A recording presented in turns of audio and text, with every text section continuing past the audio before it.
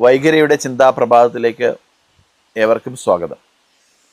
രാമായണ മാസം കർക്കിട മാസമായിട്ട് നമ്മൾ ആചരിച്ചു.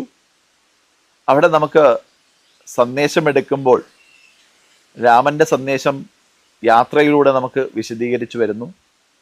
ആ ധർമ്മത്തിലെ ദേവതയായിട്ട് വിഗ്രഹരൂപത്തിൽ രാമനെ നമുക്ക് കാണാൻ, ഈശ്വരൻ മനുഷ്യാവതാരത്തിൽ വന്ന ശ്രീരാമചന്ദ്രനെ നമുക്ക് കാണാൻ സാധിച്ചു. അതേപോലെ തന്നെ രാമായണം എഴുതിയ വാൽമീകി മഹർഷി നമുക്ക് തരുന്ന സന്ദേശം സ്വപരിവർത്തനത്തിലൂടെ വിശ്വപരിവർത്തനം എന്നുള്ള മഹാസന്ദേശമാണ് നമുക്ക് നൽകിയിരിക്കുന്നത്. കാരണം തൻ്റെ ഭാര്യ പറഞ്ഞതനുസരിച്ച് താൻ നിരന്തരം ചെയ്യുന്ന കർമ്മങ്ങൾ താൻ അനുഭവിച്ചിടുകന്നേ വരൂ എന്നുള്ള ആ ശ്ലോകം, അല്ലെങ്കിൽ അത് നമുക്ക് മനസ്സിലാക്കിയെടുക്കാനുള്ള ആ ഒരു തത്വം അദ്ദേഹം സ്വന്തം പരിവർത്തനം നടത്തി എന്നുള്ളതാണ്. ഇന്ന് നമ്മൾ സ്വപരിവർത്തനം നടത്താതെയാണ് വിശ്വപരിവർത്തനത്തെ നടത്താൻ തയ്യാറെടുക്കുന്നത്. ഘോരമായിട്ട് നമുക്ക് പല വേദികളും സംസാരിച്ചു വരുന്ന ആൾക്കാരെ അറിയാം.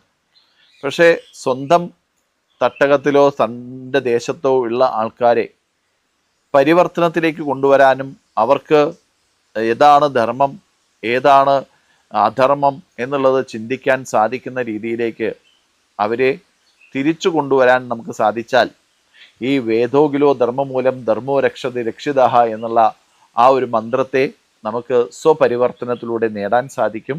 അത് വാൽമീകി സന്ദേശത്തിലൂടെ, നമുക്ക് രാമായണത്തിലൂടെ, എഴുത്തച്ഛൻ്റെ രാമായണത്തിലൂടെ എല്ലാം നമുക്ക് താൻ നിരന്തരം ചെയ്യുന്ന കർമ്മങ്ങൾ ശ്രേഷ്ഠമാക്കിയെടുക്കാൻ നമുക്ക് ഈ വിശ്വപരിവർത്തനത്തിന് സാധ്യമാകട്ടെ.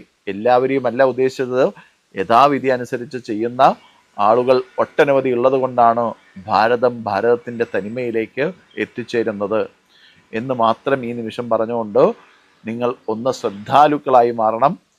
നമ്മുടെ പരമവൈഭവത്തെ നമുക്ക് തിരിച്ചു കൊണ്ടുവരാൻ നമുക്ക് മാർഗനിർദ്ദേശം കാണിക്കുന്ന ഒട്ടനവധി വ്യക്തികളുടെ ജീവചരിത്രത്തിലേക്ക് നമുക്കൊന്ന് ശ്രദ്ധ കൊടുക്കാൻ സാധിക്കണം. അതിനുവേണ്ടി പരിശ്രമിക്കാം. നമസ്കാരം.